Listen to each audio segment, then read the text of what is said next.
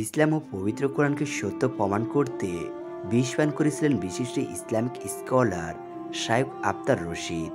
নিজের জীবনের ঝুঁকি নিয়ে বিষপান করে তিনি প্রমাণ করে দিলেন ইসলাম ও কোরআন হাদিসের একটি কথাও মিথ্যা নয়। কারণ হাদিসে উল্লেখিত আছে বিষপান করে একটি আজোয়া খেজুর খেলে বিষের কার্যকারিতা নষ্ট হয়ে যায়। আর এই বিতর্ক ঘটনাটি ঘটেছে 2020 সালে ইংল্যান্ডের মুসলিম ও খ্রিস্টানদের একটি বিতর্ক প্রতিযোগিতায়।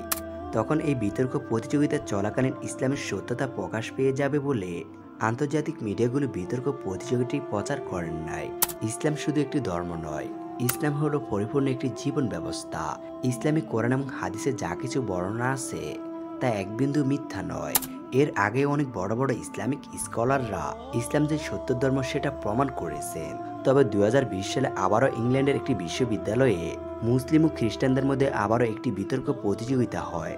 তবে এই বিতর্ক প্রতিযোগিতায় উপস্থিত ছিলেন শায়খ আখতার রশিদ। আর তখন বিতর্ক প্রতিযোগিতা চলাকালীন এক খ্রিস্টান বলেন, আপনাদের কোরআন হাদিসে বলা হয়েছে বিষপান করে একটু আজোয়া খেজুর খেলে বিষের কার্যকারিতা নষ্ট হয়ে যায়, আপনারা এটার সত্যতা প্রমাণ করে দেখান। আর ঠিক তখনই শায়খ আখতার রশিদ নিজের জীবনের ঝুঁকি নিয়ে বিষপান করে ইসলামের সত্যতা প্রমাণ করেন। কথায় আছে রাখে আল্লাহ মারেকে। আলহামদুলিল্লাহ বিষপান করার পরেও কিছুই হয়নি শায়খ আখতার রশিদের।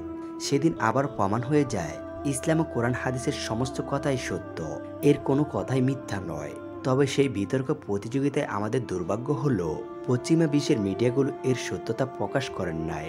কেননা তারা ভালো করেই জানতো এই ঘটনার সত্য প্রকাশ করলে হাজার হাজার বিধর্মী ইসলাম ধর্ম গ্রহণ করবেন।